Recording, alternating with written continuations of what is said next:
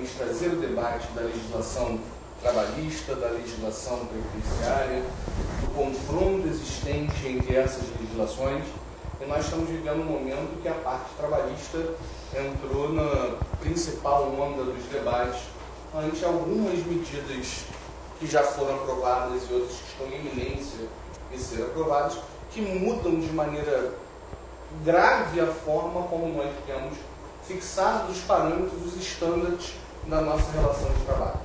Com esse intuito, o IDS convidou dois de nossos parceiros, amigos, professores, advogados que nós temos pleno respeito pela competência e o conhecimento, tanto acadêmico como profissional, e hoje temos a alegria de receber o professor Wagner Santos, professor Leandro Antunes. Agradeço a presença de vocês. Eu sou Joaquim Mentor, sou coordenador da pós-graduação em Direito do Trabalho aqui do IDS, e hoje nós vamos tratar um pouco sobre o que aconteceu nessa chamada Lei da Terceirização e o que está por vir com a reforma trabalhista. Nós vamos dividir essa apresentação, essa palestra em dois momentos. Eu vou falar brevemente sobre a Lei de Terceirização e passar a palavra primeiro ao Wagner, que vai dar os aspectos gerais das alterações da reforma trabalhista. De maneira mais específica, o Dr. Leandro vai tratar dos pontos que são mais relevantes, que as discussões vão ser um pouco mais acaloradas. Nós vamos ter um pequeno intervalo onde vocês podem formular suas perguntas. Quem está nos acompanhando no online também pode formular suas perguntas e enviar, que elas vão ser respondidas aqui. E aí nós voltamos nesse segundo bloco para sanar algumas dúvidas e fixar algum debate com vocês. Assim que nós vamos fazer. Lei 13.429, chamada Lei da Terceirização. Na verdade, não é uma lei da terceirização.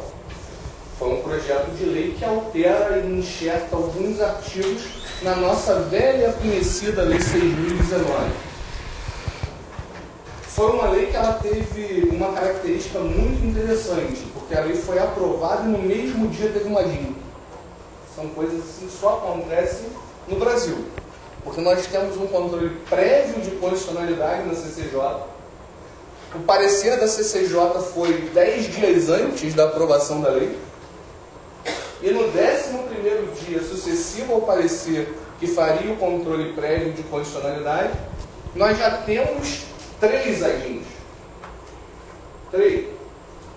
As 3 ADINs sob relatoria do ministro Gilmar Mendes, que me pareceu, no rito dessa ADIN, muito feliz. Ele foi muito célebre.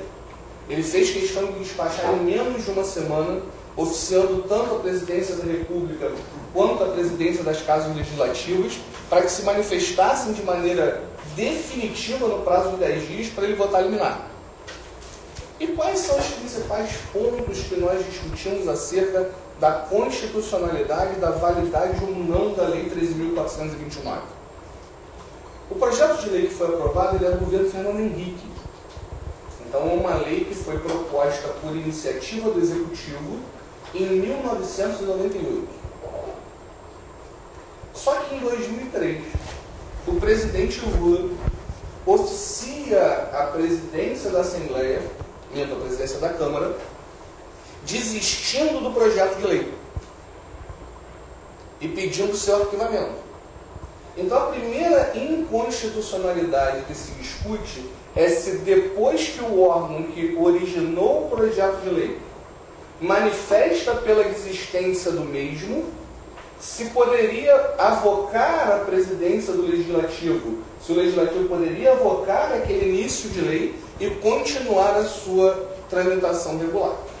É um aspecto formal interessante, porque na manifestação da presidência, a presidência vai dizer que foi por determinação do presidente Michel Temer. E aí nós vamos saber se há repristina ou não numa determinação do judiciário. Porque em termos legislativos, nós temos a nossa jurisprudência consolidada que não há repristinação no Brasil. Então não poderia um ato, que já houve a sua revogação, ser revitalizado por uma nova, por uma simples manifestação. Ó, eu desisto da desistência e volta aí a ter valor o que eu disse lá em 98. Se nós fôssemos fazer uma análise pela jurisprudência do Supremo quanto às normas legislativas, isso não é possível. O Brasil é um país que não aceita a recriminação. Agora o Supremo vai ter que analisar se para atos emanados do Executivo será aceita ou não a recriminação. Isso é um ponto formal que eu achei muito interessante nas seguinte. É bem interessante essa discussão. E depois nós temos algumas inconstitucionalidades materiais. Algumas eu reputo até bem graves, porque no contrato do temporário, a lei vai dizer que é obrigatório que o tomador de serviço forneça ao trabalhador temporário os mesmos direitos com relação à alimentação e saúde que oferece aos seus funcionários. Entretanto, quando ela enxerta o artigo da terceirização, o 4A e seguintes, lá no 5A ela vai dizer que no caso dos trabalhadores terceirizados, a empresa poderá fazer. Então a lei cria uma diferença, ao meu ver, injustificada, entre as garantias do trabalhador temporário e as garantias do trabalhador terceirizado de forma definitiva. Porque isso tem uma repercussão muito grande no direito do trabalho. Vamos imaginar uma empresa de terceirização de mão de obra de limpeza, por exemplo, que preste serviços aqui no IDS. E nós do IDS fornecemos para aquele empregado plano de saúde, obrigamos, na verdade, no nosso contrato, que o seu contratante, o prestador de serviço, ofereça àquele funcionário plano de saúde equivalente ao que nós pagamos aos nossos funcionários do IDS. E esse funcionário, depois de 4 ou 5 meses, vai ser trocado de posto, vai passar a trabalhar no escritório do Dr. Leandro. E no escritório do Dr. Leandro não há previsão para o pagamento do plano de saúde. Esse é um problema que nós temos real na Justiça do Trabalho. A troca de postos de terceirizado, como isso influencia na garantia dos benefícios que foram concedidos. A lei, na verdade, vem dizer que essa responsabilidade é do tomador. Ou seja, em verdade, você está dizendo ali, olha só, os direitos que vão ser fornecidos por contrato com o tomador não vão integrar o contrato de trabalho. Ainda que sejam benéficos, podem ser extirpados. E aí me parece que nós começamos a falar de inconstitucionalidades materiais importantes no direito do trabalho. Porque muitas vezes, e a experiência vai nos mostrar isso, o funcionário aceita trabalhar porque tem um bom plano de saúde, embora o salário seja ruim.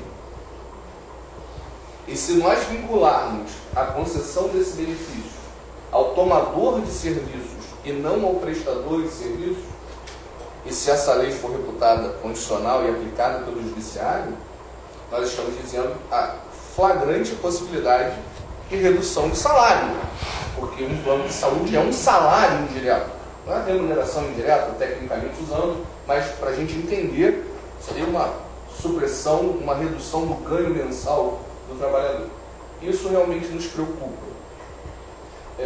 Eu gosto sempre, nesses momentos que nós temos alterações legislativas importantes, eu realmente sou favorável, minha opinião pessoal, a que alguma coisa mude no Brasil.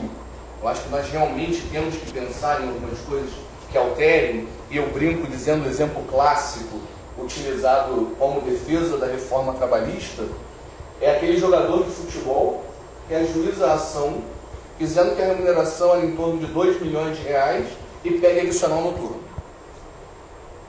Porque para atender os interesses das emissoras de televisão, os jogos começam às 9h40 da noite, ele tem que dar entrevista, sai por volta de 1 da manhã, e entre 10 e 1 da manhã ele quer receber adicional noturno. Realmente isso é justo, porque é lícito, é moral, porque a pessoa está exigindo hoje um direito previsto em lei, mas numa análise macro do nosso sistema trabalhista, a gente vê que é bem razoável que essas coisas não continuem dessa forma. Então, podemos fazer uma reforma ampla, aberta? Temos que discutir muito, porque vivemos num país continental, onde existem diferenças absurdas, e a própria força legislativa, principalmente na Câmara dos Deputados, está muito com base nas grandes capitais do Nordeste e do Sudeste, não representam muitas vezes a verdade do Centro-Oeste e do Norte do país, onde as preocupações serão sempre maiores. Mas algo a mudar, eu acho que deve ser pauta política do Brasil algumas alterações pontuais da legislação. Então, alguns pontos nós acabamos concordando muitas vezes com as reformas e outros são altamente gravosos aos trabalhadores. Mas me lembro do professor Barbosa Moreira, nesse momento, que ele dizia assim: meu filho, não adianta uma lei nova se o judiciário continuar com óculos velho. Então, às vezes, isso é ruim, porque às vezes as reformas são boas e o judiciário não as aplica, mas às vezes isso é bom, porque quando as reformas são ruins, o judiciário tem esse papel de continuar enxergando com um óculos antigo e mantendo uma forma de julgamento um pouco mais uníssono. E na Justiça do Trabalho, de maneira especial, isso acaba acontecendo com muito mais força e tendo muito respeito da comunidade jurídica, porque, em que pese todas as críticas que existem ao judiciário trabalhista, nós temos grandes jogadores. Aqueles de nós que têm a oportunidade de trabalhar na Justiça do Trabalho, nós podemos ver como é diferente essa interação advogado-magistrado, advogado-tribunal, se compararmos à relação que nós temos na Justiça Comum Estadual, na Justiça Comum Federal. Esse ativismo muito presente na Justiça do Trabalho permite que nós evoluamos muito na qualidade dos julgados. Então, a primeira dúvida que eu deixo com vocês é o que seria válido nessa reforma já instituída, já vigiando da Lei 13.429, e vamos ouvir um pouquinho a opinião do professor Fagner acerca dessas alterações da chamada reforma trabalhista. Primeiramente, eu quero agradecer a IDS pela oportunidade de estar aqui junto com dois amigos de longa data, Leandro Dantes e Joaquim Metrô, pessoas que eu tenho um apreço muito especial, agradeço em substância participar dessa mesa com vocês. E, queridos, com relação à própria reforma trabalhista, a gente tem que ter muita cautela, nós temos que ter responsabilidade ao falarmos sobre reforma trabalhista. Nós não somos leigos, não podemos ficar por aí proliferando ideias malfadadas sobre uma reforma trabalhista. O que eu estou querendo dizer com isso? Primeiro, nós temos que fazer uma conotação específica dentro de uma análise propedêutica da reforma. O ponto crucial nós estamos falando de empregados, e não de todos os trabalhadores. Lembre sempre aquela máxima, nem todo trabalhador é empregado, mas todo empregado é trabalhador. Então nós estamos falando daqueles que são definidos pelo artigo 3º da CLT, conjugado com o artigo 2º, ok? Que define empregador, mas tem suas nuances também para definir especificamente o empregado. E aí eu me reservo a seguinte pergunta, mas de uma forma geral até coloco em tela para que a gente possa debater. A pergunta que se faz é: a reforma é boa ou é ruim? Porque há uma falácia muito grande hoje em dia, não, que a reforma é ruim, está subtraindo, vai acabar com os direitos dos trabalhadores, isso é um absurdo, movimentos daqui, movimentos dali, falácias. E nós não somos leigos para deixarmos nos envolver pelo discurso midiático das falácias. Nós temos que ser técnicos e analisar friamente aquilo que temos em mão hoje, que é um projeto de lei. Mas antes de adentrar no projeto de lei, tem um dado importante que eu colhi semana passada, do G1, que hoje, no primeiro trimestre de 2017, nós chegaremos a 13,6 milhões de desempregados no Brasil, até o final do primeiro semestre. Até o final de 2018, nós chegaremos a 14 milhões de desempregados no Brasil, se nós não tivermos uma alteração rápida e uma alteração de substância para que a gente possa, por exemplo, desengessar as relações de emprego que vivemos no Brasil. Vejam que eu estou falando das relações de emprego. Por quê? Vocês devem saber que na década de 80 houve uma crise muito grande na Europa com relação às questões envolvendo a exploração de petróleo. Isso, naquela época, fez com que a economia mundial pensasse em novas relações de trabalho, que não aquelas tradicionais, para privilegiar mais as fontes autônomas e não somente as heterônomas. Quem são as fontes heterônomas? São aquelas que provêm do Estado. E as autônomas são aquelas dos articulistas sociais. No nosso caso, nós estamos pensando aqui nos sindicatos, através de negociações coletivas, sem entrar no mérito de regulamento de empresa ou não. Mas, enfim, nós temos que conjugar, então, as fontes estatais e as fontes não estatais. Nós aqui estamos, então, adotando a teoria, né, ou a corrente dualista, né, de emanação do direito. De modo que isso é importante porque, ao analisar friamente o aspecto da legislação trabalhista, é óbvio que o direito do trabalho, quando foi criado, ele foi criado no intuito protecionista, exatamente visando nivelar as desigualdades entre capital e trabalho. Mas, queridos, isso aconteceu numa época de prosperidade econômica absurda. Né? Após a Revolução Industrial, houve um caminhamento, e aí, na década de 30, né, com aquela reforma, ou melhor, com aquele ideal social que nós tivemos em pós-Era Vargas, nós tivemos no nosso artigo 7º, hoje, com a Constituição de 1988, promulgada dia 5 de outubro de 88, dogmas de direitos sociais europeus estabelecidos no artigo 7º da Constituição Federal. Só que nós não nos preocupamos, né, com o futuro. Ou seja, nós oneramos demasiadamente as empresas, sem criar, vejam, não estou aqui falando, né, que a minha defesa é, logicamente, pela reforma irrestrita, não é isso. Eu defendo empregados, 99% dos clientes são empregados no justiça do trabalho, amo defender empregados, mas na hora da gente rever o direito do trabalho como ele o é, como ele se apresenta, ok? Porque senão daqui a pouco, lamento informar, nós não teremos mais direito do trabalho. Porque o que dá sustentação de trabalho é a relação de emprego. Se eu não tiver mais empregados, eu não tenho que ter mais de trabalho. Eu vou pensar só em diversas outras relações de trabalho e não as relações de emprego propriamente dito. Sei que provavelmente deve ser apedrejado, né? Mas tenho que informar. Estou aqui trazendo, inclusive, essa consideração, essa ponderação, pautada, inclusive, no professor Leandro Nunes, no dia desse colocou na rede social dele. Cuidado com as informações, temos que ser responsáveis. Né, Leandro? Porque, é verdade, a gente sai falando que é criminalista, opinando sobre reforma trabalhista.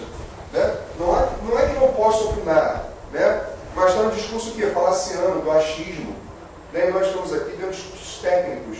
Claro, tem muitos pontos aqui no projeto de lei que são absolutamente temerários, sem dúvida nenhuma. Né? O Leandro vai destacar alguns deles, como o trabalho intermitente. Mas existem situações que são necessárias mudar. Porque senão nós não temos uma sobrevivência a médio ou longo prazo do direito do trabalho. Só que, queridos, não é só o projeto de lei que a gente tem que colocar em xeque, não. Se vocês não sabem, existe uma PEC tramitando no Congresso Nacional, a PEC 300 de 2016. Ela foi apresentada no dia 20 de dezembro de 2016 pelo deputado federal Mauro Lopes, do PMDB de Minas Gerais. Repito, PMDB de Minas Gerais. Ok? Cujo objetivo é alterar os incisos 13, 21, 26 e 27 da Constituição. Esses 4 incisos, a pretensão, vamos entrar no mérito disso, a pretensão é ser alterado no inciso 13 para jornais de trabalho de 10 horas diárias e 44 semanais. Ou seja, nós temos 8 hoje no texto vigente, a ideia é crescer mais 2, não é isso? Com limite de 44 semanais. O inciso 21, o aviso prévio somente de 30 dias, esquecendo a proporcionalidade, ok? Como temos hoje, em razão da lei 12.506, não é? Da lei 12.506. A negociação coletiva prevalecendo sobre, o negociado prevalecendo sobre o legislado, né? O professor Leandro Nunes também vai fazer menção. E a outra, a prescrição e comissão de conciliação prévia. Esse daqui é o ponto assim, que eu vejo mais absurdo dentro da PEC. Já vou entrar no mérito se ela pode ou não pode ter a sua continuidade na tramitação dentro do processo legislativo constitucional que nós observamos. Por quê? A grosso modo, nós hoje temos a prescrição, né, a bienal e a quinquenal. 2 anos após o contrato de trabalho, não é isso? E retroagindo o quê? 5 anos da data do ajuizamento da ação. Vou entrar em súmula, já disso, só a grosso modo o que é a prescrição trabalhista. Qual é a ideia do projeto, né, da proposta de emenda constitucional? Fazer com que essa prescrição seja de 3 meses após a gestão do contrato de trabalho, 3 meses, ajuizamento da ação, 3 meses após a gestão do contrato de trabalho, e retroagindo somente o quê? 2 anos. E antes disso, passar obrigatoriamente pela comissão de conciliação prévia. Se não for possível passar, se não houver comissão de conciliação prévia, aí sim é que se ajuizará a ação trabalhista. Esses são os pontos dessa proposta de emenda constitucional. Só que eu pergunto, tem 2 perguntas. Será que uma proposta dessa é constitucional? Por que eu digo isso? Eu vou fazer aqui a citação do nosso saudoso Arnaldo seguinte, ex-ministro do Tribunal Superior do Trabalho. A discussão era, na época, né, em que ele publicou a sua obra Direito Constitucional do Trabalho pela editora Renovar, se haveria ou não possibilidade de nós termos alguma emenda constitucional alterando em substância o artigo 7º. E ele diz: cumpre ponderar neste passo que se os direitos e garantias individuais de índole social trabalhista afirmados na lex fundamentalis não podem ser abolidos por emenda constitucional, certo é que não será defesa ao Congresso Nacional alterar a redação das respectivas normas, desde que não modifique a sua essência de forma a tornar inviável o exercício dos direitos subjetivos ou a preservação das garantias constitucionais estatuídos no dispositivo emendado. Então vejam, notório aqui, né, na sua essência, que ele defendia a inconstitucionalidade de qualquer tipo de alteração do artigo 7º, porque são direitos de natureza fundamental, que estão protegidos, portanto, pelo rol das cláusulas pétreas do artigo 60, parágrafo 4º, inciso 3º da Constituição Federal. Então, esse aspecto aqui, né, tem a minha adesão e acredito também a grande massa hoje da doutrina trabalhista adere a este ponto de vista. E aí, passado esse momento de definir se é ou não possível a alteração do texto constitucional, temos ainda outro princípio, que é o princípio da vedação do processo social. Né, nós conquistamos os direitos que hoje vigem, né, com muito suor, muita labuta, foram muitos conflitos e conquistamos. Será que nós podemos hoje aniquilar esses direitos como vemos? Não, queridos. Há uma malversação sobre aquilo que é dito sobre o projeto de lei. Não sei qual o ponto de vista do professor Joaquim, nem do professor Leandro, mas no meu sentir, eu não vejo no projeto de lei nenhum dispositivo que venha aniquilar direitos conquistados. O que nós temos hoje, na verdade, é uma flexibilização, como eu disse, é uma tentativa de flexibilização. É conjugar as fontes formais autônomas com as fontes formais heterônomas. Porque, sinceramente, nós já passamos da época de sermos, desculpa o termo, aleijados para o Estado. O Estado nos vê como aleijados. Nós não podemos definir nada dentro das relações de emprego, porque o Estado tem o superego da proteção. O Estado impõe as suas regras e não podemos negociar nada. Ah, mas pode sim, Fagner, se for para melhor. Se for para melhor, eu não preciso nem considerar que eu estou na livre negociação. Eu, por exemplo, né, penso que o artigo 444 da CLT, eu vou falar sobre ele mais à frente também, que é uma inclusão de parágrafo no 444, eu penso que o artigo 444, ele não fala de autonomia da vontade. Porque o que é autonomia da vontade? É nós sentarmos e livremente negociarmos o que bem entendermos. Isso é autonomia da vontade. Né? O artigo 444 da CLT, da forma como ele está, diz, ó, as condições de trabalho são livres, podem ser negociadas livremente entre as partes, desde que não contravêm as condições minimamente previstas em lei, aquelas instituídas em contrato, né, redação, né, antiga, não pautada no nosso texto constitucional, no contrato coletivo de trabalho. Ou seja, já instituiu o mínimo. Então, o máximo, né, o que vier a mais, eu vou negociar livremente. Agora, será que eu poderia negociar com o meu empregador? Eu não quero 13º, não. Eu prefiro 3 meses de férias. Eu posso negociar isso com o meu empregador? Não posso. Estou engessado. Eu posso, por exemplo, negociar com o meu empregador hoje, tá? Do jeito que a legislação está hoje. Eu posso, ó, patrão, eu não quero trabalhar amanhã durante o dia, não. Porque eu tenho um evento, eu quero trabalhar durante a noite. É possível? Não posso negociar isso com o meu empregador. Ah, mas Wagner, quem trabalha em escala, isso é possível, mas é escala, é um outro regramento. Eu estou falando, se eu fui contratado para trabalhar de 8 às 17 horas, com 1 hora de intervalo intra-jornada, se eu posso no dia seguinte, ao invés de trabalhar, claro, respeitado às 11 horas, né, no intervalo inter-jornada, se eu posso trabalhar no dia seguinte à noite, ao invés de trabalhar, né, no período matutino, é possível? Não é possível, né, não é possível.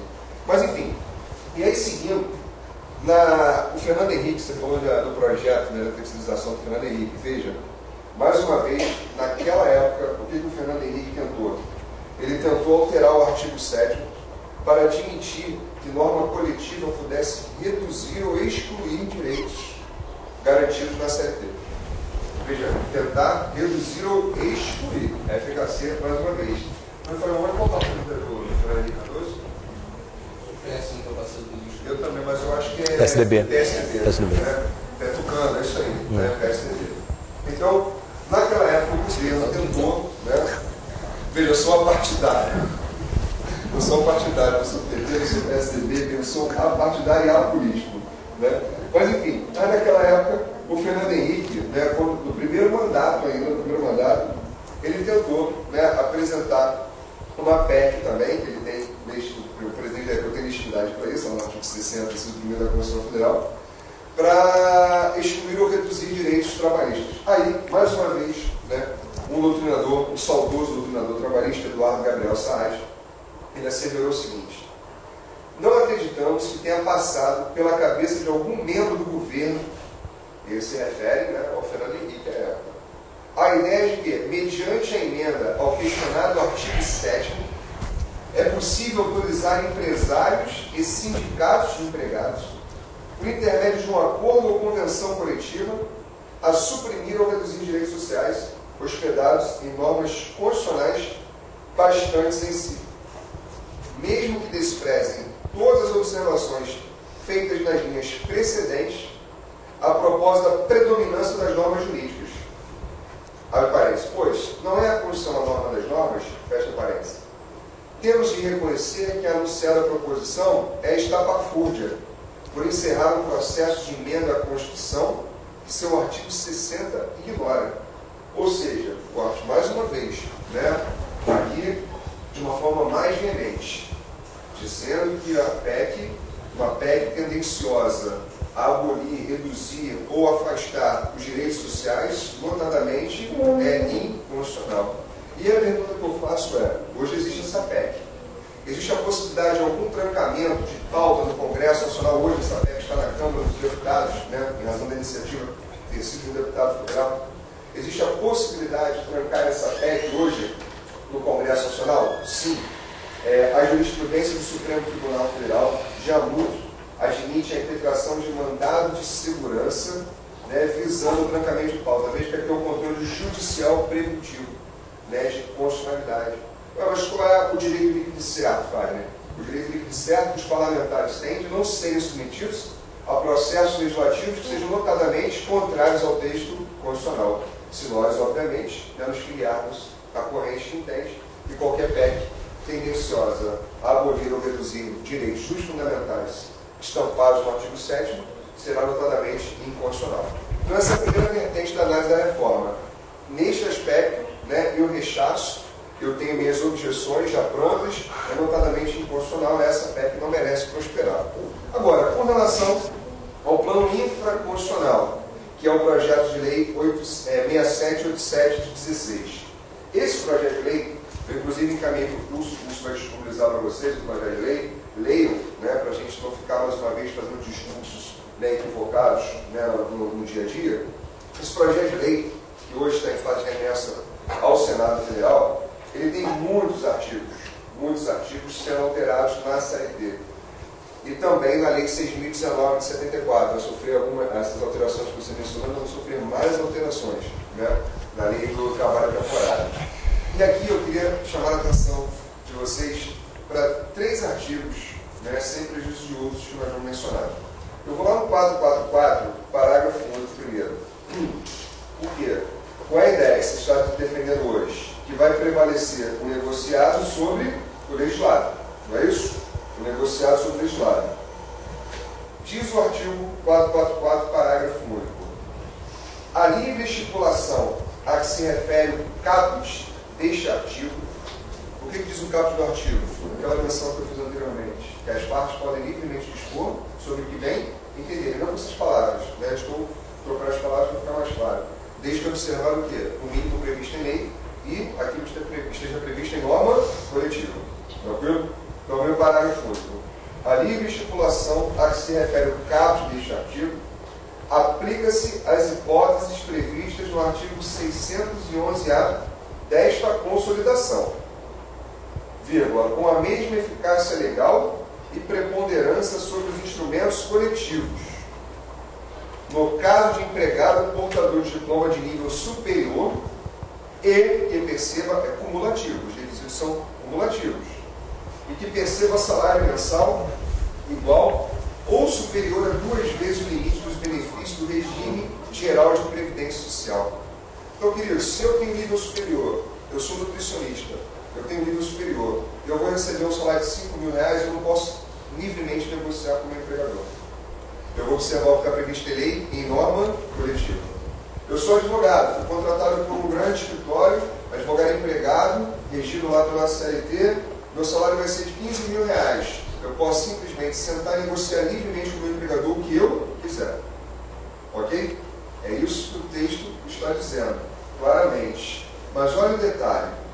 A livre estipulação que se refere terá a mesma eficácia legal e preponderância sobre os instrumentos coletivos.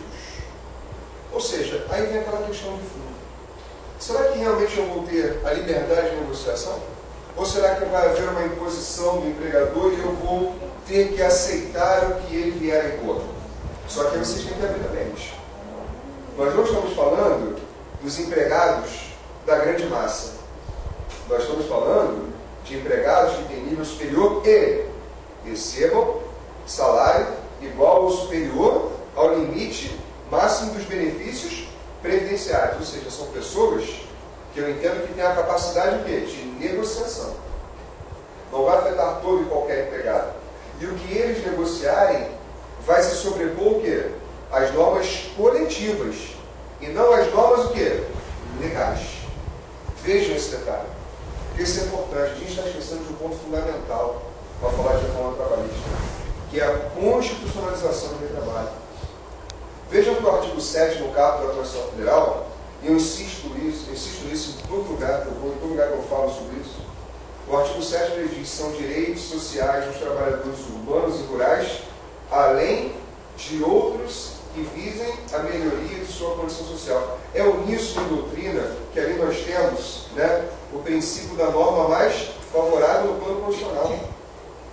De modo que a hierarquia das normas que nós sabemos ela é mitigada no plano de direito do trabalho. Nós falamos em prevalência da Constituição Federal em detrimento de uma portaria do Ministério do Trabalho e Emprego. Se a portaria for benéfica, eu vou aplicá-la em detrimento da Constituição Federal. O que, na verdade, importa dizer é que qualquer interpretação hoje acerca dos direitos que vão ser negociados entre empregado e empregador tem que passar por funil constitucional. Porque, se não passar, eu vou aplicar o artigo 9 da CLT que diz que é nulo de pleno direito qualquer tentativa de desvirtuar, impedir ou fraudar a aplicação das normas trabalhistas. Senão eu não estou constitucionalizando o direito do trabalho. Perdoe-me se eu estiver falando algum absurdo aqui, né? Mas cabe, né, revigorar a ideia do constitucionalismo. Nós não podemos analisar a CLT nua e crua, do jeito que ela é posta, e sim constitucionalizando todos os seus institutos. Inclusive, são diversos institutos do texto consolidado que não foram recepcionados pelo texto constitucional de 88. Senão eu ainda vou entender que o artigo 485, não fala de aviso prévio de 8 dias, ela tem vigor. E tá, não está mais, porque não foi recepcionado pelo texto constitucional. Se eu falar de hora extra, né, lá do artigo 60.1, quando houver uma necessidade imperiosa de 25%, será que eu não vou aplicar aquele adicional de hora extra? Não. O adicional de hora extra no mínimo o quê? 50%, conforme preceptivo constitucional. Então eu preciso que nós avaliemos essas circunstâncias com muita cautela, né, sem o afã de falar livremente, apenas no intuito especulatório. Por que isso?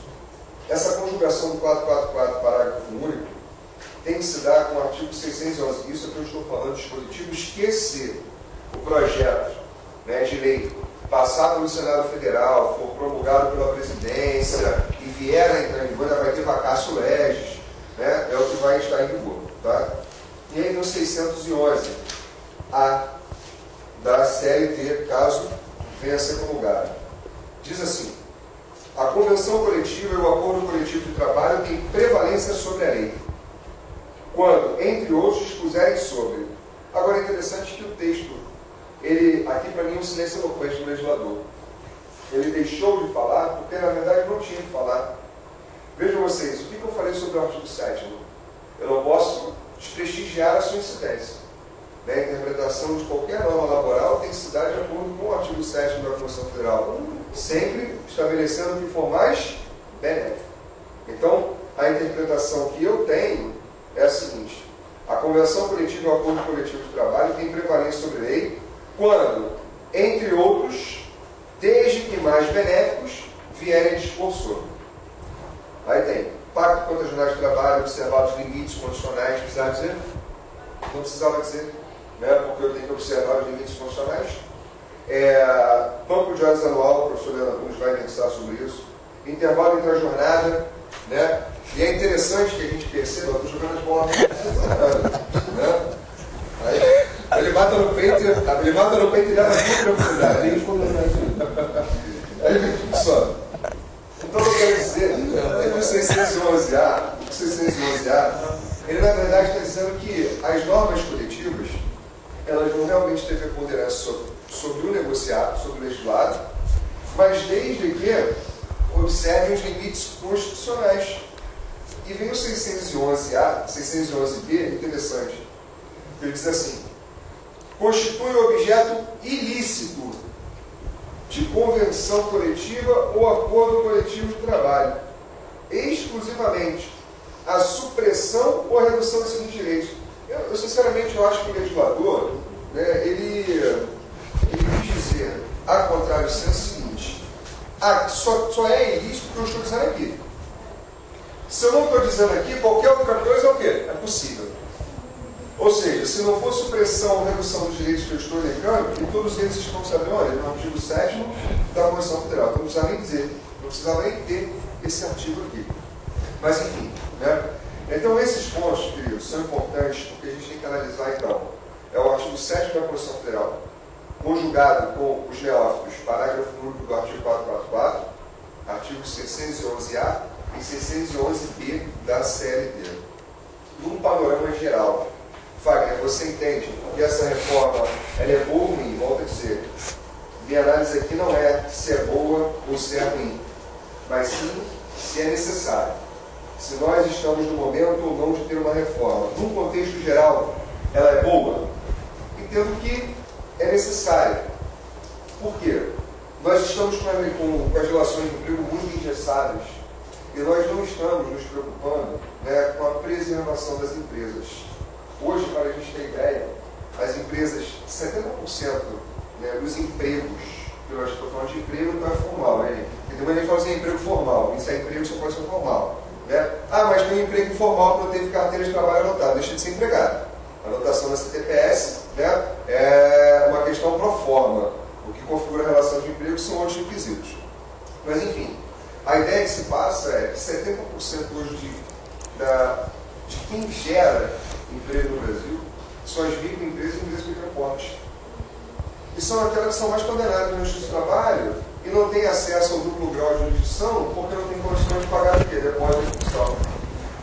E às vezes, por incúrias, por total insolência dos empregados que mentem em juízo, não estou dizendo todos, né? Assim como também tem empregados, né, maledicentes, também tem empregadores de corrupção, né? Então, a questão é, a gente conhece isso na prática.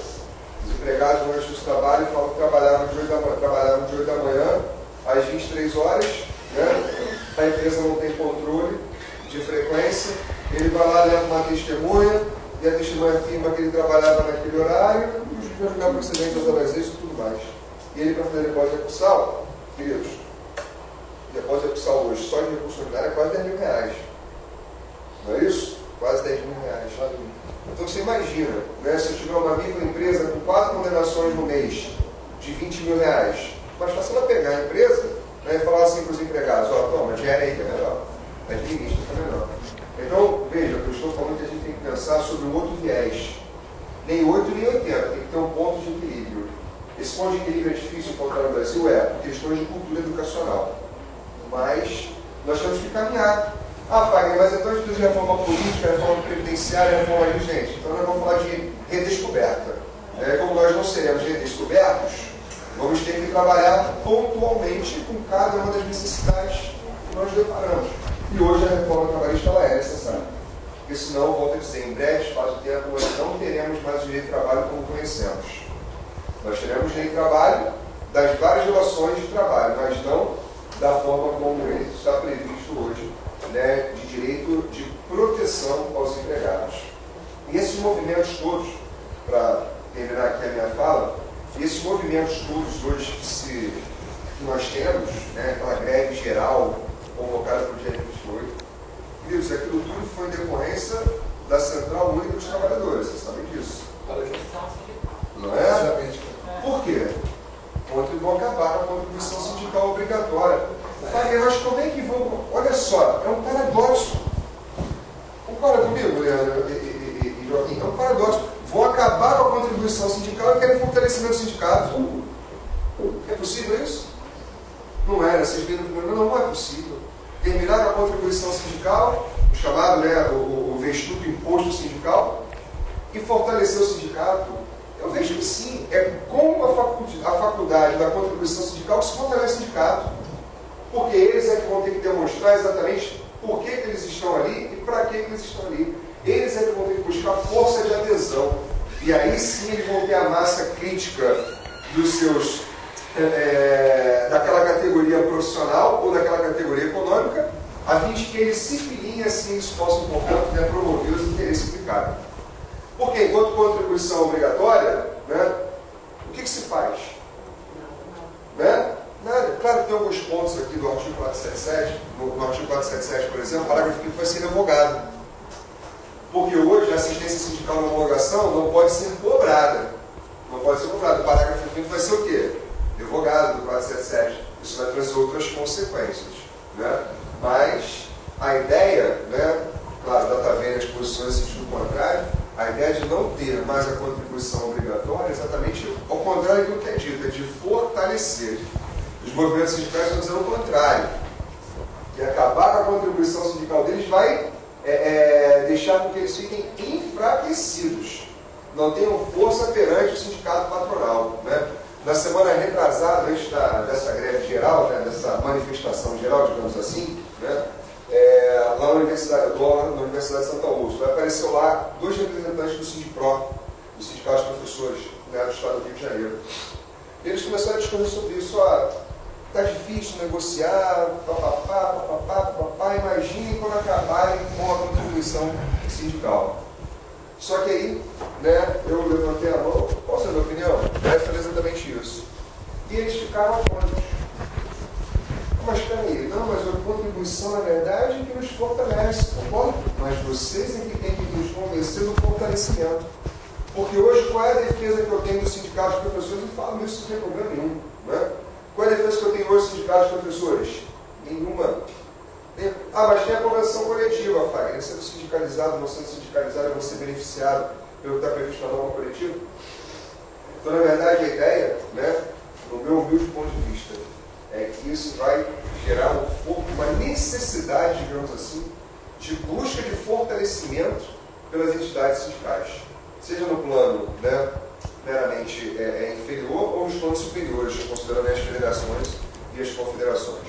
Bom, a mim eu acho que é o suficiente, já falei até demais. Queria agradecer ao professor Fagner, os pontos são realmente a gente que precisa pensar. O Brasil passa por um momento difícil. Eu vou dar um exemplo para os senhores compreenderem de maneira prática aquilo que o professor Fagner sustentou. Eu, embora trabalhe no Rio, sou de Niterói. Niterói tem, de maneira mais forte, a sua indústria naval como uma grande característica da cidade. Eu posso dizer que talvez os maiores engenheiros navais do Brasil tenham feito escola em Niterói. E nós temos no nosso escritório alguns estaleiros que simplesmente compraram propriedade no Uruguai, tiraram as obras de Niterói e estão fazendo no Uruguai. E contratam as pessoas que não dá para fazer pejotização no Brasil. Beleza, vou fazer no Uruguai. E hoje o mundo está muito fácil de ser movido às estruturas econômicas. Hoje em dia é muito simples eu tirar o meu negócio daqui e levar para a China. Esses dias eu estava fazendo um atendimento telefônico com uma rede hoteleira, aí estava lá um 0800 Brasil. De repente eu senti um sotaque chino, eu falei, desculpa, mas você está falando de onde? A pessoa, eu sou de Goiás. Eu falei, na Índia? O saque dessa empresa é na Índia para português. Porque Goiás tem colonização portuguesa, se fala português, e o saque todo saiu de São Paulo e foi para Goiás. Então, se a sociedade não começar a ver que nós temos interesse, de certa forma, em acomodar, em justapor capital e o poder econômico de uma forma que seja benéfica para todas as partes, cada dia mais nós vamos ter empresas que simplesmente vão dizer, estou saindo, vou fazer em Buenos Aires, vou fazer na Argentina, vou fazer na Venezuela. A Venezuela, quando tiver uma reforma econômica com um país falido, vão levar muitas empresas para lá, porque vai ser interessante para aquele governo. Então nós temos que ter uma certa proteção nas nossas empresas. Isso é muito importante. Mas o professor Leandro, melhor do que nós, vai poder nos alertar das dificuldades que nós vamos encontrar. Bom, primeiro dizer que é difícil, né, falar depois dessas duas falas brilhantes aqui, do professor Joaquim e do professor Fagner. Um prazer enorme estar aqui hoje, tá? Vocês, o pessoal que está aí nos assistindo. Essa atitude do IDS é uma atitude muito interessante. Para vocês terem uma ideia, eu sou coordenador técnico de pós-graduação de uma outra instituição, e mesmo assim eu fui convidado. Isso demonstra o quanto a instituição está preocupada realmente com a discussão e não preocupada só com a propagação da sua marca e tudo mais. Isso é muito interessante, isso é muito bacana. Agradecer a Dani, né, que não está aqui, que não pôde estar aqui hoje, Daniele Mota, a doutora Daniele Mota, que é uma grande amiga, também manteve contato comigo e tudo mais. Bom, a ideia aqui hoje era a gente falar de terceirização e reforma trabalhista. E aí, sendo bem sincero com vocês, se eu fosse falar de reforma trabalhista, a gente ia sair daqui mais ou menos no domingo, né? A gente não ia conseguir falar de tudo hoje. Digo do substitutivo. O Fagner tocou num ponto muito interessante, que foi o pessoal que às vezes vai comentar a reforma e que vai até atacar a reforma, seja lá o que for, só que não leu a reforma. Isso causa um espanto, porque o cara vai lá e pega o projeto inicial. O projeto inicial é muito diferente do que é encaminhado para o Senado. É algo absurdo. Então, a gente tem que tomar um certo cuidado com isso, e eu acho que o objetivo desse debate é isso, esse esclarecimento. Tem relação à terceirização, o Joaquim falou aqui bem a respeito, tratou de aspectos formais e materiais, mas entrando mais na chamada lei da terceirização, que de lei de terceirização não tem nada. A verdade é essa. A verdade é que nós temos um projeto de lei, que era o 4330 do Sandro Mabel, que esse projeto de lei, sim, ele falava e fala a respeito de terceirização.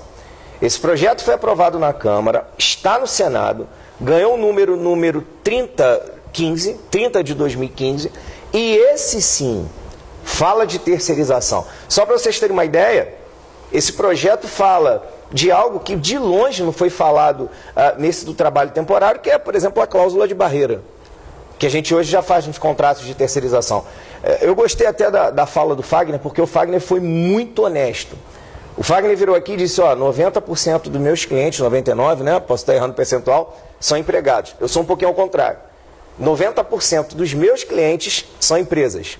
Eu sou, basicamente, advogado hoje de empresa. Mas não é por isso que eu defendo, logicamente, direito de empresário. Eu defendo o direito do trabalhador. Então, quando eu vi, por exemplo, aquele projeto, eu falei assim, opa, a terceirização vai ser regulamentada. E o que causava estranheza? A possibilidade de contratação de atividade fim. A gente tem que ser muito honesto. A terceirização, ela tinha que ser realmente regulamentada. Ainda não foi, hein? Porque esse projeto que alterou o trabalho temporário, na verdade, ele tem lá uns 2 artigos que tocam em terceirização. E eles tocam. Eu acho que o Poder Judiciário vai ter um trabalho enorme. Por que ele vai ter um trabalho enorme? Porque ele diz que eu posso terceirizar serviços específicos e determinados. Gente, vamos ser honestos. Em nenhum momento ali foi dito que eu posso terceirizar atividade fim. O que aconteceu? É que em nenhum momento disse que não podia terceirizar atividade fim. Então, como não se disse que não podia terceirizar atividade fim, qual é o raciocínio? Agora eu posso. Se eu tenho uma súmula, que é a 331, que diz que a atividade a ser terceirizada é a meio, me vem uma lei, fala de terceirização e não diz que é só a meio, opa, abriu. Começaram a falar, por exemplo, de terceirização irrestrita. E eu começava a procurar na lei, estou sendo bem sincero com vocês. Quando o pessoal começou a ir para a rede social, quando começou a ir para a mídia e tudo mais, eu comecei a ficar preocupado. Eu falei, gente, eu não estou mais sabendo ler. O que está acontecendo aqui? Concurso público vai acabar? Eu agora posso contratar da forma que eu quiser? Onde é que os caras estão enxergando isso? Interpretações. O direito do trabalho está num avanço tão grande, tão extenso, que eu vou confessar uma coisa aqui para vocês. Eu às vezes sou demandado por alguns veículos de comunicação, rádio, jornal e tudo mais, que os caras me ensinam direito de trabalho. Outro dia eu recebi uma ligação, doutor Leandro, tal, não sei o quê, eu queria que você falasse com a gente sobre os 3 dias do ciclo menstrual. Eu falei assim, 3 dias de quê? Aí eu falei assim, peraí, agora eu lembrei, aquele projeto de lei que é de dezembro de 2016, que vai conferir os 3 dias à mulher, é isso? É.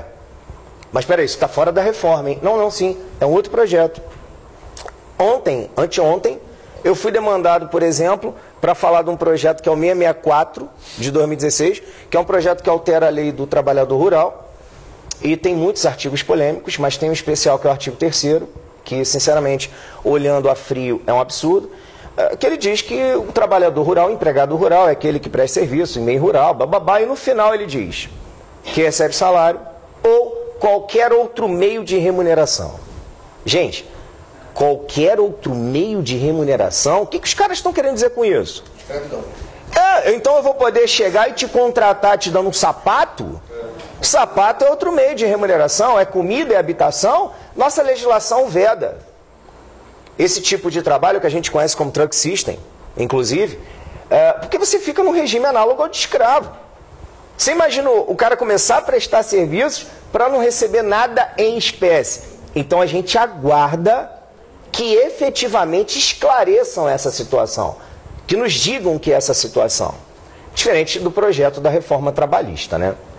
Que aí vamos ser honestos. O projeto da reforma trabalhista ele foi muito pensado, ele foi muito arquitetado, e o projeto foi lançado para o Senado de um jeito que, sinceramente, eu não achei que os caras fossem lançar. Dizer que a reforma trabalhista é um absurdo,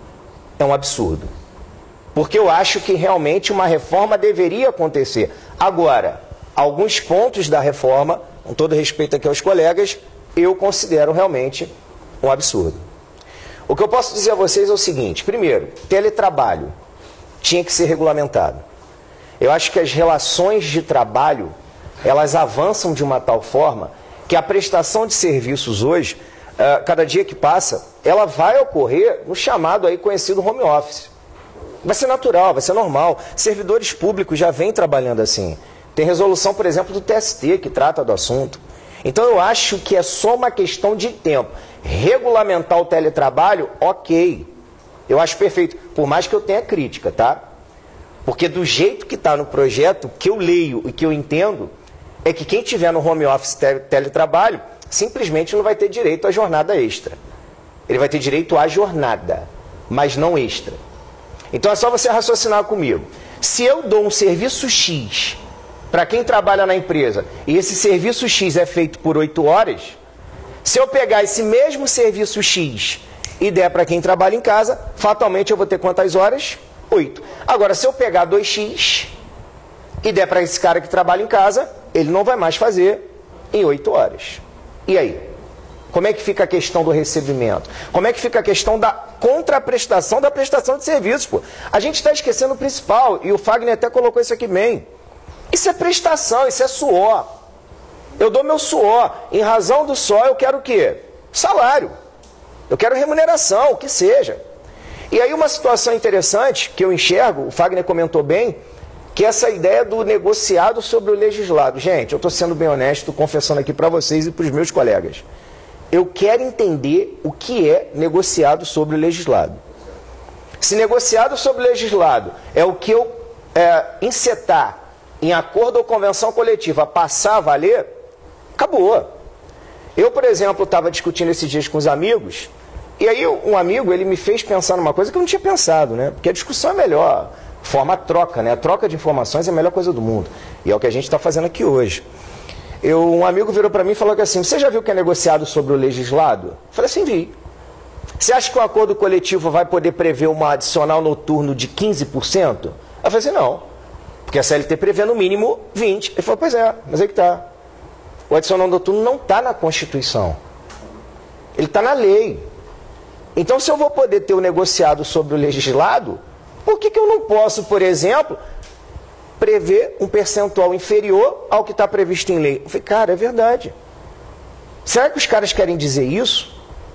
E aí, olha o problema, olha a problemática que a gente cria. Questionamentos o tempo todo.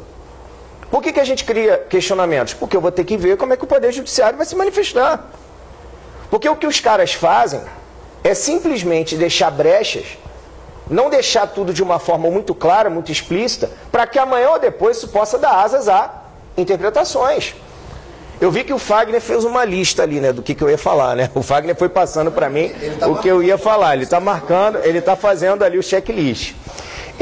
E dentro desses pontos eu vi o Fagner falando muito de jornada de trabalho. Gente, vamos lembrar que a própria história do direito do trabalho tem a ver com a própria questão da jornada do trabalho, né? A luta dos trabalhadores pela limitação da jornada, da duração do trabalho, do horário do trabalho, é um dos motivadores também do direito do trabalho. E essa proposta, aí que eu acho que muita gente vem dizendo que o direito do trabalho vai ser rasgado e tudo mais, eu não sou tão radical a esse ponto, mas essa proposta mexe bastante com a jornada de trabalho, né? Exemplo clássico, o almoço hoje, o horário para repouso e alimentação, que é de 1 hora, para quem trabalha mais de 6, ele vai poder passar a ser de 30. Eu sei que quando eu falo isso, muita gente olha para mim e diz assim, ah, mas já é. Em que lugar? Na minha empresa. Porque a minha empresa atende os requisitos do 71, parágrafo 3º, né? Refeitório organizado, Ministério do Trabalho, empregado que não realize horas extras, e essa empresa pode reduzir o intervalo intrajornada, com base na lei. Com base na lei. E o interessante disso é o seguinte, para eu fazer isso, eu tenho que ter o Ministério do Trabalho. E aí eu vou poder reduzir, conforme portaria do Ministério do Trabalho, 1095, por até 30 minutos. Agora, vai liberar. Agora um acordo entre os empregados, o empregador, entre o sindicato e os empregados, pode fazer com que o intervalo para o almoço seja de 30 minutos. Eu sei que vocês olham para mim às vezes e pensam assim, ah, mas 30 minutos dá para comer, pô. Eu como lá, rapidinho, meus 30 minutos. Gente, não são os 30 minutos para comer. É o período para você descansar. Quando se fixou jornada de trabalho, ninguém fixou jornada de trabalho por achar que o número 1 hora é bonitinho. É porque, realmente, por termos de saúde do trabalhador, norma de direito fundamental, se pensou nesse período, para que você possa recompor o corpo e a mente. Vejam que mexendo nisso, você mexe numa norma de direito fundamental. A súmula 437, por exemplo, do TST, que não autoriza isso, vai ser rasgada, inclusive. A súmula vai ser rasgada nesse ponto, em outro ponto também de atribuir a essa hora a natureza indenizatória. Isso é um completo absurdo. Mas, tudo bem, a gente enxerga. Modificam também a chamada jornada de tempo parcial. A jornada de tempo parcial, que é aquela que hoje a gente trabalha até 25 horas por semana, passa a ser de 26 horas ou de 30. Só que hoje na jornada de tempo parcial não posso realizar hora extra. Com a reforma, na jornada de tempo parcial, eu passo a poder realizar hora extra. Eu sei que quando eu falo isso, muita gente olha para mim e pensa assim, cara, mas qual é o problema? Todo. Qual é a autorização da jornada de tempo parcial em relação ao pagamento do salário? Que você possa pagar de forma proporcional. Se eu sou empregador e se eu tenho essa reforma na mão, eu posso fazer o seguinte, eu vou te contratar em jornada de tempo parcial, então eu vou te pagar menos do que eu pago para todo mundo, e óbvio que eu vou preferir contratar todo mundo em jornada de tempo parcial, e uma vez ou outra, o que você vai fazer? Hora extra. O Fagner tocou aqui num ponto, que é a ideia de aumento da jornada de trabalho, né? Ok. A gente tem movimentos, inclusive, de centrais sindicais em sentido inverso, de redução da jornada de trabalho. Só que se você parar para pensar, pegar a reforma, pegar a PEC, pegar os movimentos sindicais, nenhum deles vai se encaixar. Vai ser uma verdadeira bagunça. Eu vi a entrevista do relator do projeto, no programa Roda Viva, e o relator do projeto esclareceu uma dúvida que era minha, que eu acho que deve ser de muita gente, pelo menos eu acho que ele esclareceu, que é aquela questão da jornada de 12 horas. Que o empregado agora vai poder trabalhar até 12 horas por dia. Eu entendi perfeitamente o que está escrito aqui. O que eu entendi que está escrito aqui é o seguinte: não tenho mais que me preocupar com jornada diária ou jornada semanal. 8 horas diárias e 44 horas semanais, eu não estou preocupado com isso. Eu estou preocupado com o quê? Com as 220 horas mensais. Distribuam as 220 horas mensais dentro da sua jornada. Se vai ser 8, se vai ser 44, eu não sei. É o que eu leio aqui. Ele disse no programa que quando ele quis falar em jornada de 12 horas, ele quis se referir à jornada de 12 por 36. Trabalha 12 e descansa 36. Jornada, inclusive, que agora vai poder ser encetada mediante acordo individual. Atualmente, através de acordo coletivo ou por lei, e vai poder ser encetada através de acordo individual, né? Como o Fagner também comentou, a questão do banco de horas, né? Banco de horas que hoje tem que ser por acordo ou convenção coletiva, também vai poder ser feito pelo tal do acordo individual. Gente, o raciocínio é muito lógico. Se eu sou empregador e eu exijo de você hora extra, eu sempre faço esse cálculo. Eu sei que às vezes, para eu fazer cálculo é complicado, porque eu não sou bom em matemática, mas se você pegar 6 horas e você pagar como hora extra, você não vai pagar 6 horas. Faz um cálculo rápido aí. Faz aí 6 horas extras. Quantas horas eu te pago pelas 6 horas extras? No mínimo, não. No mínimo, 6 mais 50%. No mínimo. Se eu puder agora realizar o acordo de compensação na modalidade banco de horas através de acordo individual, para que eu vou te pagar a hora extra? Eu simplesmente vou trocar a sua força de trabalho a mais por força de trabalho a menos ou vice-versa. Eu sei que você olha para mim e pensa assim, pô, mas isso é ruim? Bom, muitos empregados dependem, às vezes, da realização de horas extras. E muitos empregados têm o incentivo desse trabalho a mais pelas horas extras. E quando não são as horas extras, a vida, às vezes, do empregado, o padrão remuneratório diminui, gente. Eu tenho, por exemplo, um caso típico, eu tenho um caso de uma empresa que eu trabalho, presta serviços, que o empregado ganha 2.000 mensais. Com as horas extras ele vai para 3.100. Padrão remuneratório 2.000 é muito diferente do padrão remuneratório 3.100. Eu não estou dizendo a você que o empregador tem que fazer com que o empregado faça hora extra, não é isso. Mas a hora extra, o nome já diz. Ela faz com que o corpo e a mente seja desgastado. Faz com que o psicológico, o biológico, o físico seja mexido. Se eu trocar toda essa alteração por simplesmente descanso em outro dia, sinceramente, eu não consigo avaliar a sua vantagem sem a participação do sindicato. E o Fagner tocou num ponto que eu achei muito interessante, que foi o seguinte: negociado sobre o legislado. O contrato de trabalho já é de adesão, gente. Com todo respeito, se o empregador hoje chega para você com um contrato de trabalho pronto, você está querendo um emprego, você vai virar para ele, vai pegar o contrato e vai dizer assim, olha, não concordo nessa cláusula, nessa cláusula, nessa cláusula, por favor, vamos reformulá-la para aí sim eu admitir o meu emprego? Claro que não.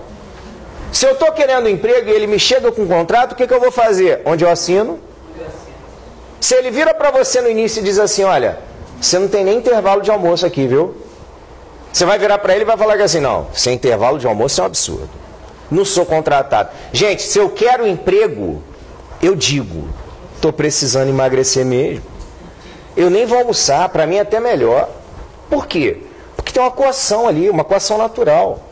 Eu quero o emprego, eu quero a minha fonte de renda. A gente estava conversando aqui nos bastidores, posso falar bastidores, fica legal, né? A gente estava conversando aqui nos bastidores desse trabalho intermitente.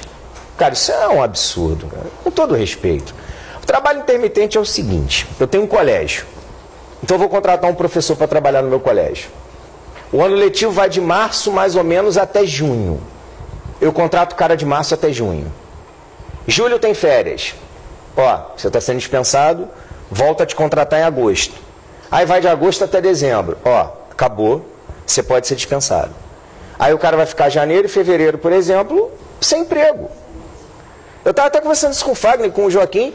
Para mim isso é um rasgar, para ficar bonito, né? Um rasgar do contrato a prazo determinado que a gente tem hoje. O contrato a prazo determinado, para ele ser realizado, eu tenho que respeitar requisitos, poxa. Tá lá, 443. E aí os caras vêm e dizem assim, não, agora você pode contratar de forma intermitente. Que isso?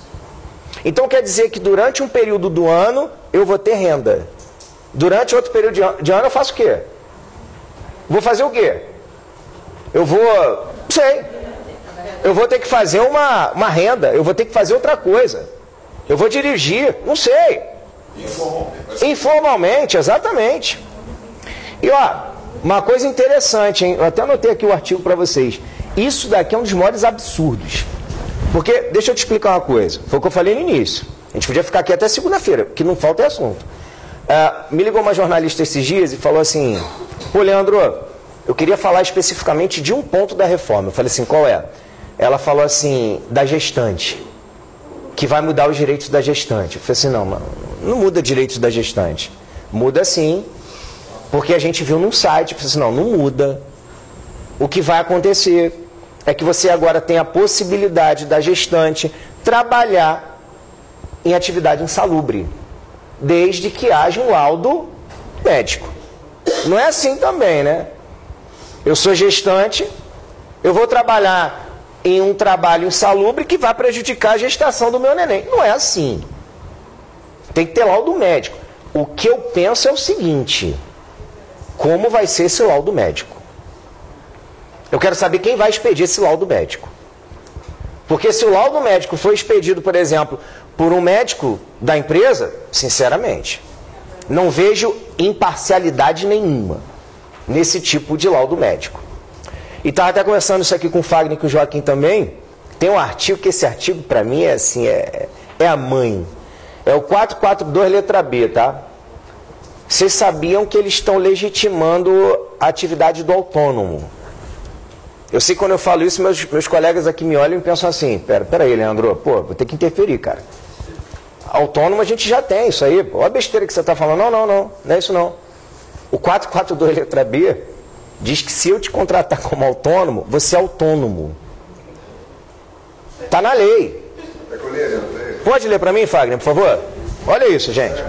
Ele vai ter que me ajudar, né? Ele mandou falar tanto que ele me ajuda agora. A contratação do autônomo, cumpridas por este todas as formalidades legais, com consciente exclusividade, de forma contínua ou não afasta a qualidade empregada prevista no artigo 3º da CLT. Olha isso aí. Rasgando, eu vejo o seguinte, pega o princípio da primazia da realidade e rasga. O que diz o princípio da primazia da realidade? Os fatos podem valer mais do que os documentos. O que realmente aconteceu pode prevalecer sobre a forma. O que a reforma tenta nos dizer é que se você for contratado como autônomo e tiver um contrato de autônomo, você vai ser autônomo. Gente, eu sei que pode parecer óbvio, muita gente vai me olhar e vai pensar assim, cara, mas isso já acontece hoje, Leandro. Não. Hoje, se eu sou contratado como autônomo, mas eu preencho todos os requisitos da relação de emprego, eu sou empregado. Eu não sou autônomo. A lei tenta dizer que o autônomo vai continuar sendo autônomo e pronto. Então sabe o que eu posso fazer? Eu posso te contratar e dizer que você é meu autônomo. Pelo menos é o que eu leio aqui. E aí foi isso que eu falei no início. Eu acho que o papel do Poder Judiciário vai ter que ser muito intenso e vai ter que ser um papel de realmente preservação. Eu participei de um debate numa rádio. Na época foi sobre a terceirização e estava presente o diretor da ANAMATRA do Rio de Janeiro, né? Da Associação dos Magistrados do Rio de Janeiro. E eu até ficava assim às vezes assustado, que eu via a força dele, né? A veemência dele para falar contra a terceirização. Eu achei aquilo magnífico, porque ele dizia claramente, ele trouxe um dado que eu não sabia. Ele dizia que mais de 80% das reclamações hoje da Justiça do Trabalho geralmente vem de contratos de trabalho terceirizado, onde os intermediários simplesmente não pagam, os intermediários simplesmente somem, os intermediários simplesmente não cumprem com as obrigações, sem contar os aspectos de saúde, higiene, acidente e tudo mais. Eu aqui só estou pensando na efetivação dos direitos, que já não ocorrem. E esses dias também eu olhando lá o projeto, aí foi uma jornalista também que me ensinou, eu não tinha conseguido ler tudo. Ela me ligou e falou que assim, e esse acordo, hein? Eu falei assim, que acordo? Esse não é um acordo que está no projeto. Eu falei assim, você está falando do acordo para dispensa, é isso? Ela falou assim, eu acho que é isso. O que acontece é o seguinte, hoje a gente tem um sistema, que é o sistema fraudulento legal. O que é o sistema fraudulento legal? Eu quero pedir para sair, mas eu não vou pedir para sair, porque se eu pedir para sair, eu não recebo seguro-desemprego, não levanto FGTS. Então o que eu faço com o meu empregador? Eu peço ao meu empregador para que ele me dispense, eu vou receber o seguro-desemprego e vou levantar o FGTS, e em contrapartida o que eu faço? Devolvo os 40%. A ideia, depois de muita reclamação dos empregadores, eu já recebi um cliente uma vez lá no escritório, que ele chegou para mim e falou assim, cara, estou com uma ação aqui que queria sua ajuda. Eu falei assim, qual é a ajuda? Eu quero buscar os 40% que ele não me devolveu. Eu falei assim, como assim? Ele, porque aqui, ó, fiz um acordo. Eu pagaria os 40% e ele me devolveria. Eu falei, cara, como é que eu vou chegar lá no Poder Judiciário e dizer assim, olha, é que eu participei de um acordo fraudulento e o acordo fraudulento não foi cumprido, então por força disso eu queria a minha vantagem desse acordo. É brincadeira. Eu acho que pegaram esse exemplo lá do escritório. Porque os caras trazem agora, o projeto traz, né, essa ideia de que eu posso fazer um acordo com o empregador para que a dispensa seja melhor, com percentuais inclusive reduzidos, né? Excelente previsão você aqui para mim, cara. Eu quero registrado, né? 484A. 484A. O Fagner vai me ajudar aí, gente. Ó. O contrato de trabalho poderá ser extinto por acordo entre empregado e empregador, caso em que serão devidas as seguintes verbas trabalhistas. Pela metade, aviso prévio, se indenizado. Se indenizado. E a indenização do fundo de garantia. Que é 80%, né? Vai a indenização sobre o saldo do fundo de garantia. Isso. Né? Vai vir para 20%. Isso. Né? Uhum. E 2, na integralidade dos demais verbas trabalhistas. Isso aí. Só que Lê até o final. Lê até o final aí, gente. Mas é isso. Mas é isso, é isso. Oportunidade assim questionar na justiça. Não, olha só, a grande questão é a seguinte. Deixa eu A ler. extinção do contrato previsto no caso deste artigo permite a movimentação da conta vinculada ao trabalhador no fundo de garantia, limitada até 80% dos depósitos. 80%, isso aí. Parágrafo 2º. A extinção do contrato por acordo previsto no caso deste artigo não autoriza o ingresso no programa de desemprego. Perfeito. Perfeito. Bom, é só a gente destacar que o 611A, que já foi falado pelo Fagner, ele traz uma ideia de que você só vai poder discutir algum acordo coletivo ou convenção coletiva, alguma cláusula, se você tiver algum descumprimento do 104 do Código Civil. Ou seja, o 104 do Código Civil diz que para um negócio jurídico, né, ser realizado, você precisa de agentes capazes, objeto lícito e forma prescrita em lei. Em outras palavras, se um acordo coletivo ou convenção coletiva não for realizado com um desses requisitos, aí é que ele vai poder ser discutido. Fora isso, eu não vou mais discutir. Então, se eu tiver agentes capazes, forma lícita e forma prescrita em lei, né, objeto lícito, acabou. O que está ali, vai estar ali. E é nesse ponto que a gente muito se questiona, porque o direito do trabalho em si, Fagner colocou isso aqui, ele é um direito que ele visa, né, pelo menos a questão da proteção, equalizar, amenizar as diferenças existentes entre empregado e empregador. A gente não pode ser hipócrita também de imaginar que o empregador vai continuar exercendo seu poderio econômico. A gente não pode também fechar os olhos e achar que isso não vai acontecer. Repito, a proposta, ela não é de todo ruim como falam por aí. De todo ruim, entendam. Agora, eu acho que a gente vai precisar muito da atuação do Poder Judiciário. Eu sempre vou bater nesse ponto. Uma outra questão também que me perguntam muito, me questionam muito, é a questão das férias, gente. E eu até digo o seguinte, para mim o que estão fazendo com as férias é legitimar uma situação prática, com todo respeito. Eu vejo pessoas, às vezes, gozando férias em 4 períodos. Eu sei que tem gente que vai virar para mim e vai dizer assim, eu vejo pessoas nem gozando férias, eu também. Mas quando usufruem férias, A legislação diz que em caráter excepcional, hoje, eu posso fracionar as férias em até 2 períodos. E olha, se alguém que trabalha com RH, sabe que eu estou falando não é departamento pessoal, sabe que não é mentira, você tem que dizer por que você está fracionando as férias. Não é como todo mundo acha que é por aí, não. Qual é o projeto? Qual é a ideia da proposta? Fracionar as férias em 3 períodos, sendo que um deles não pode ser inferior a 14 dias e um dos outros não pode ser inferior a 5. Aí uma crítica grande. Você imagina um cara que trabalha segunda, terça, quarta, quinta, sexta e sábado. E eu fracionei as férias desse cara em 3 períodos. E naquela semana ele usufruiu férias. Segunda, terça, quarta, quinta, sexta. 5 dias. Que é o mínimo que a lei diz que eu tenho que dar em um dos períodos. E aí vai trabalhar sábado. Você imagina a situação. Eu estou de férias, mas eu sei que no sábado eu vou ter que trabalhar. Eu estou de férias, mas nessa semana eu sei que eu vou ter que trabalhar pelo menos um dia. Com todo respeito, é o que eu pelo menos penso, isso quebra qualquer ideia psicológica do empregado. A gente tem que lembrar sempre que as questões psicológicas, elas sempre são importantes nas relações de emprego. E você sair em férias sabendo que você vai ter que voltar na mesma semana, eu sei que tem gente que vai dizer assim para mim, poxa, mas eu já faço isso. Eu sei, mas não é o certo. Claro, a gente aqui está pensando, como o Fagner falou, em empregado. O trabalhador, o autônomo, ele assume os riscos da sua atividade. Então ele pode dispor da melhor forma que ele quiser, logicamente. A gente aqui está se referindo a ele.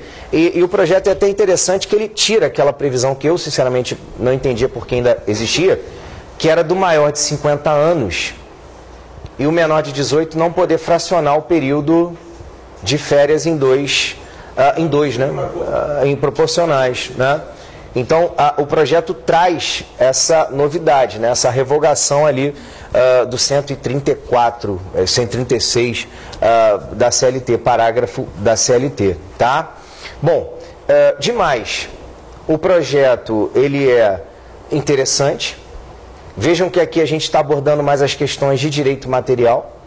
Eu nem estou entrando nas questões de direito processual, está até conversando isso ali. Tem uma ideia no projeto de trazer o prazo, por exemplo, para dia útil, né? Muita gente, eu sei quando eu falo isso, até olha e pensa assim, pô, mas a instrução normativa número 39 de 2016, que é a instrução do TST que tratou da aplicação do novo CPC, do CPC de 2015 no processo de trabalho, diz que não pode, não cabe, né? Diz que não cabe a aplicação do 219 do Código de Processo Civil. E aí o projeto vem autorizar. Sinceramente, eu acho até, Leandro, acho salutar. Leandro, tá? Eu acho salutar pelo seguinte, quem acompanhou a ideia dessa criação do prazo em dias úteis, sabe que isso visa principalmente preservar o descanso do advogado. Porque o advogado em si, se você tem um prazo segunda, pela nossa correria, pelo nosso dia a dia, não sei vocês, mas eu não consigo terminar o prazo na sexta. Se o prazo é segunda, eu geralmente vou fazer o prazo quando? Sábado e domingo. Então a ideia de trazer a contagem dia útil, se ela é interessante lá para o processo civil, acho que ela pode ser interessante para o processo de trabalho. Mas aí ela vai contrariar o princípio da celeridade. Coloca no papel que você vai ver que a diferença não é tão grande assim como falam por aí. Isso eu achei salutar, eu acho interessante.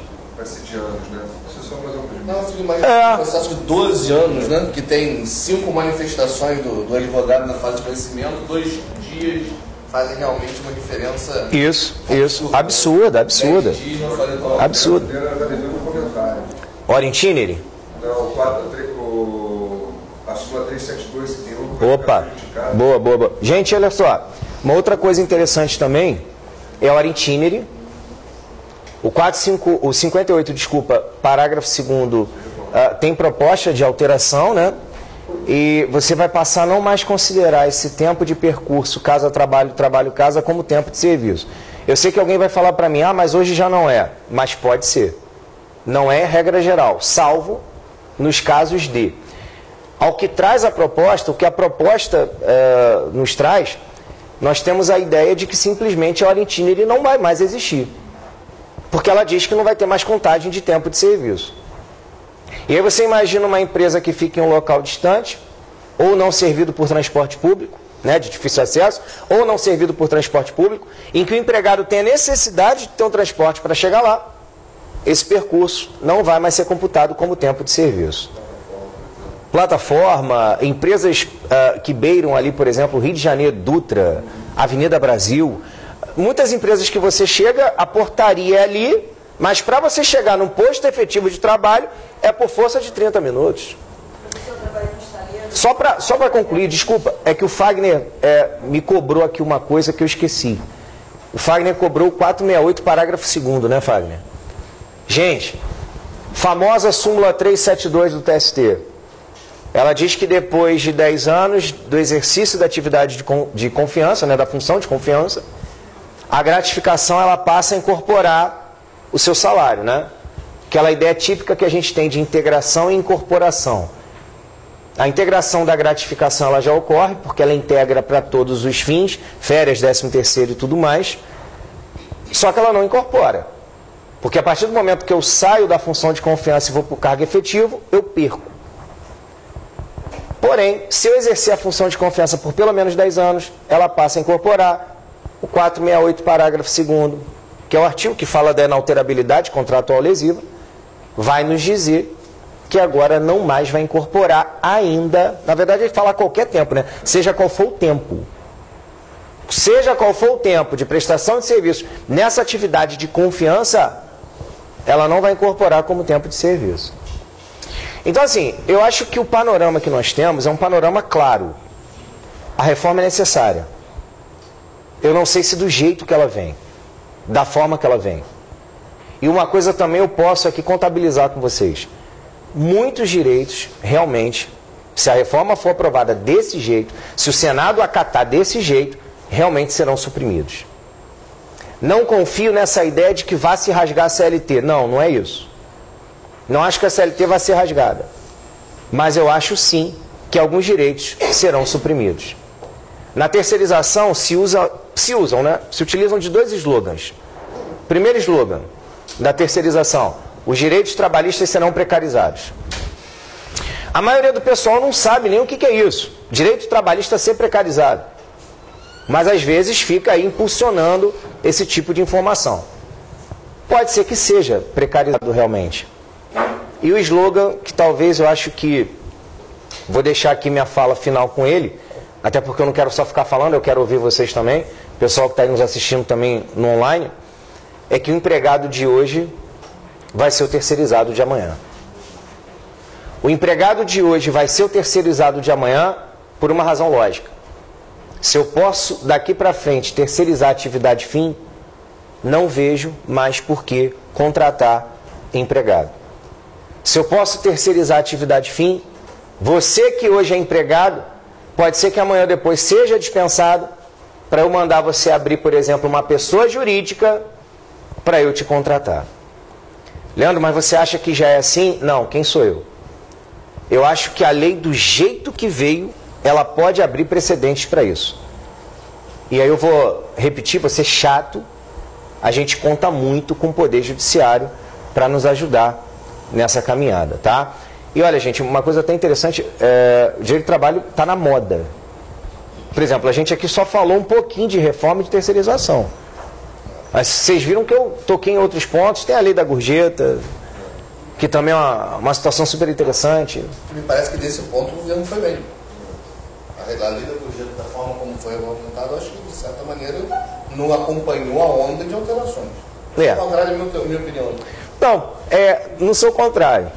A única coisa que eu não concordei muito, quer dizer, que eu não concordei, mas que eu não achei tão interessante, por uma questão histórica, na lei da gorjeta, foi a possibilidade do empregador reter 20% ou 33%.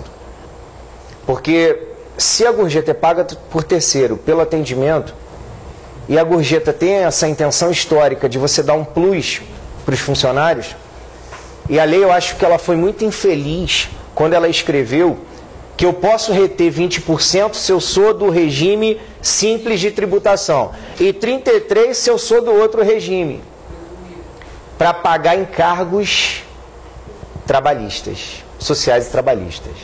Ali, só nisso. Eu concordo que ela tinha que realmente ser regulamentada, mas eu achei que nesse ponto a lei pecou um pouco. Por uma questão histórica. Mariano, você não vê isso porque, em razão do próprio do aumento, não ser do empregador? Sim. Não é contra a prestação, né? Ela vem de terceiros. Então, na verdade, o empregador, no geral, ele assumia o risco desse pagamento dos tributos, né, dos encargos sociais, de algo que não era ele que pagava uma contraprestação. Sim, concordo. A única coisa que eu enxergo é que com essa lei ou sem essa lei, eu continuo enxergando as fraudes. Eu continuo enxergando aquela conta que chega para você com o valor da gorjeta caneta. Eu continuo enxergando aquela possibilidade do o garçom virar para você, você querer pagar a conta, por exemplo, no débito automático ou no cartão de crédito, ele virar para você na sua cara, dizer que ele não aceita gorjeta no débito ou no crédito, você tem que pagar em separado. Eu concordo plenamente com vocês.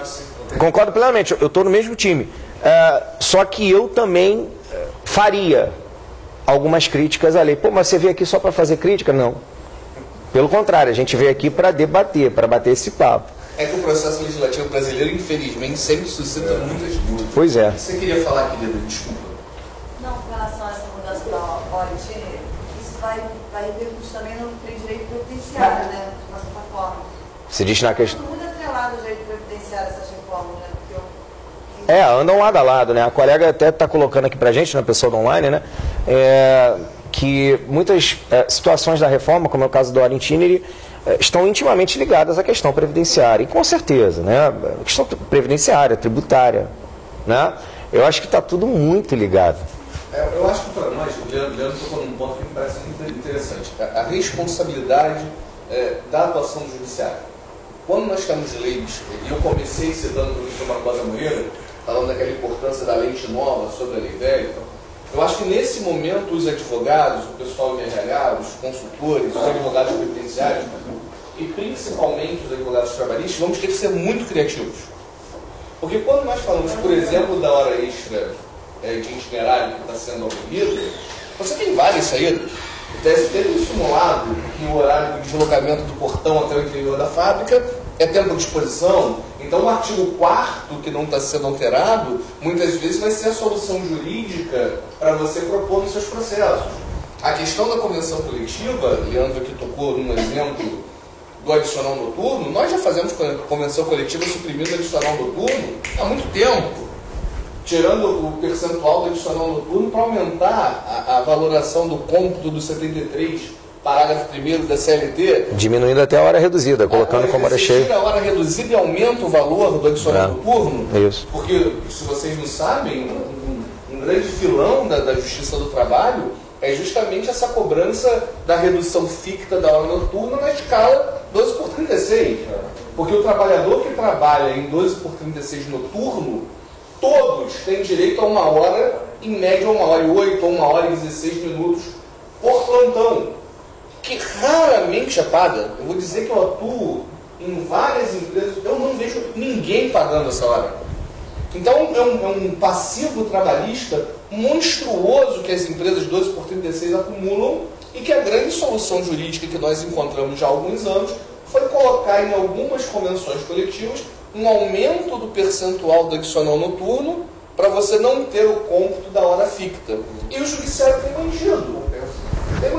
Então, embora a lei fale da validade da negociação coletiva, só exigindo os requisitos do 104, nós sabemos que o judiciário tende a declarar a nulidade das normas coletivas que demonstram prejuízo inequívoco ao empregado. Algumas vozes têm surgido no sentido da teoria conglobante, quando você analisar a convenção ou o acordo coletivo como um todo, ele seja melhor do que a norma seletista. Me parece talvez uma boa saída até para ser regulada em termos de lei, porque o professor Fagner citou a possibilidade, lá deu como um advogado do meu escritório, poder negociar. Leandro, não estou querendo cursar um pós-doc em Roma, preciso de 3 meses de férias, vou abrir mão do meu 13º. Eu não posso negociar isso, porque o 13º está lá nas cláusulas de garantias fundamentais. Mas será que eu, analisando esse contrato como um todo e pagando 1/3 de férias para cada um dos meses de gozo, não demonstra que foi mais benéfico ao empregado e deveria ter validade essa norma? Então, eu acho que a gente tem muito a evoluir, mas acho que os advogados vão ter que ser muito mais criativos. Sejam para defender os interesses dos empregados, sejam para defender o interesse das empresas. Porque a margem de discussões novas que vão surgir vai ser muito grande. E, infelizmente, às vezes a gente encontra muita receita de bolo na Justiça do Trabalho. Tem empresas que eu já sei como vai ser a contestação antes do propor inicial. Não é? E essas coisas tendem a mudar ou a acabar. Nós vamos tomar um golinho de água quando vocês vão poder formular as perguntas, só para poder dar um tempo para o pessoal que está online também formular as perguntas. Só uma questão que eu esqueci de até de colocar. A reforma ela traz também mais uma possibilidade de falta, né? De enquadramento como falta, que é o 482-M, que fala da perda de habilitação. O empregado que venha perder a habilitação, fatalmente aquele empregado que dependa, né, da execução de serviços de motorista e tudo mais, isso vai ser considerado como falta e esse empregado pode ser demitido por justa causa. Tá? Também está na reforma. Tá? Só para você falou um ponto importante para o nosso judiciário, ela citou isso várias vezes, né? Foi enfadonho, posso citar essa questão várias vezes. Eu fui enfático. Me chamou de chato ao vivo. Me chamou de chato ao vivo. Não no sentido pejorativo. Chatinho. Chatinho. Só um pouquinho. Mas ele insistiu na questão do Poder Judiciário, o Joaquim citou aqui também, e realmente o Judiciário vai lapidar essas questões aqui para frente, né? Só que interessante que você tem hoje, né? Eu não sei se vocês concordam comigo, o Tribunal Superior do Trabalho legisla muito. E aí vem o parágrafo 2º do artigo 8º, né? Que vai dizer o seguinte: súmulas e outros enunciados de jurisprudência editados pelo Tribunal Superior do Trabalho e pelos Tribunais Regionais do Trabalho não poderão restringir direitos legalmente previstos, nem criar obrigações que não estejam previstas em lei. É interessante, né, o legislador criar um dispositivo desse, tendo no texto constitucional logo o artigo 5º e 2º, né, que ninguém será obrigado a fazer ou deixar de fazer alguma coisa senão em virtude de lei. Mas é interessante porque todas as interpretações que a gente tem hoje do judiciário trabalhista, né, regra geral, me corrija se eu estiver errado, elas são pró-trabalhador, né, elas são pró-empregado. Pró-trabalhador no sentido mais amplo hoje. Né? Então, quer dizer, isso daqui vai gerar para a gente uma restrição absurda hoje na interpretação do Tribunal Superior do Trabalho. Pode ser que eu esteja equivocado. Né? Porque quando ele fala não criar direitos ou não criar obrigações, né, não é no sentido de criar direito novo, mas é óbvio que a função do judiciário é interpretar o direito existente. Né? O judiciário não tem a atividade legiferante. Então, qual é a preocupação que eu tenho hoje? É de, na verdade, limitar cada vez mais, né, nesse lapidar, vai ter que ter um bom meio termo aí, para o judiciário não ficar exatamente acotado. Né, algumas súmulas ficam prejudicadas de plano. Por exemplo, você imaginar a supressão de horas extras, que não tem fundamentação jurídica, legal. É regulada pela súmula 291. Exatamente. A partir do momento que isso entra em vigor, cai a súmula. Cai a súmula. Meus queridos, vocês podem formular as perguntas. Nós temos um intervalo breve de 5 minutos. A gente só vai tomar um gole de água e permitir que aqueles que estão nos acompanhando no online possam também formular as perguntas. Voltamos em 15 minutos após as perguntas, a gente encerra. Obrigado.